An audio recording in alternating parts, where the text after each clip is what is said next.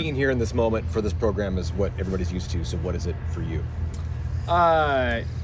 Yeah, I mean, it's a huge moment for us, and to be able to host, it's my first time being able to host a Super since I've been here. The year before I got here, they were able to host a Super, and it's something I've looked forward to doing my entire career here, and I'm happy to do it in this year. So, yeah. What do you know about Florida State?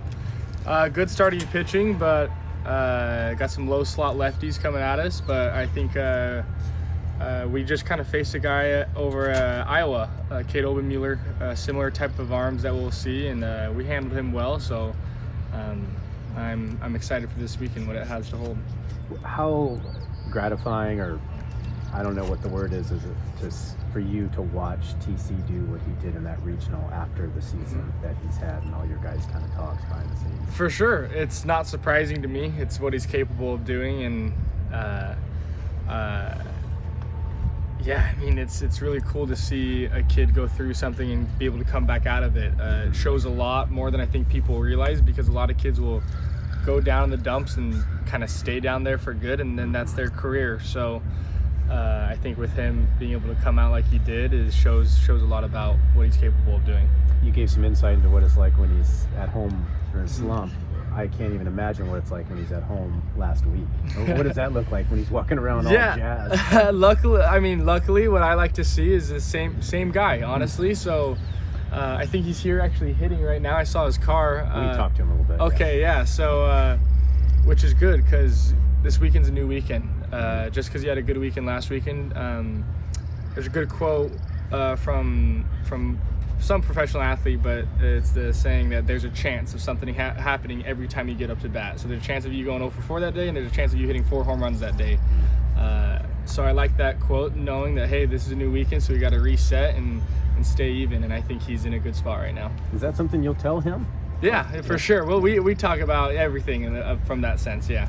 What gave you guys the confidence to come back the way you did in all 4 games after Friday, man, to get it right? Yeah, I think it's just knowing who we are. We've had a lot of hiccups throughout the season. I said in the interview post-game after we lost that it's kind of like a bow and arrow effect. But I think we know what we're capable of. We kind of knew how we got beat, and we just adjusted from there and said we're not going to get beat that way again. So. Have you been around many hitters who are just more like surely confident than Trent when he's right and when he's rolling? Like we can kind of see it just him standing right here. Yeah, he's got this flow to him that not a lot of guys have, and but no, I haven't seen a lot of hitters like that, and I take note of that personally as well, because you can learn something from everyone, and yeah, I take note of that with Trent and how he goes about his work and how good he is, and, just being the SoCal kid that he is. So yeah. You mentioned you had talked to Taz after you broke his home run record. Did you hear from Mike Conforto after you broke his RBI record? No, didn't hear from Conforto. I've never talked to him, no relationship with him, but hopefully one day I get to bust him a little bit about that. So that'd be cool. Yeah. That kind of got lost in the shuffle with the loss, but what does that mean to you now? Some time away from it. Yeah, it's something that's going to be in the books forever until someone else beats it. But I was looking at the records the other day in the Players Lounge, and knowing that my name's going to be up there is a blessing and something I don't really take lightly. And just goes to show like how many great players and people were here before me as well, and the fact that I get to put my name up on that board is out of this world. Grateful for that. So yeah. Are you keeping tabs on other ones you might be able to? I have no clue. I don't have no clue. Yeah, that's Hank's job. Yeah, I know.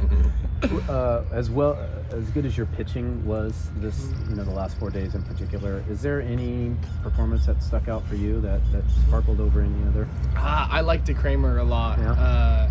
I know what he's capable of. I know what his stuff looks like in the box. So when he's rolling like he's rolling, it's pretty hard to hit. I really like Kramer, and I think Whitney.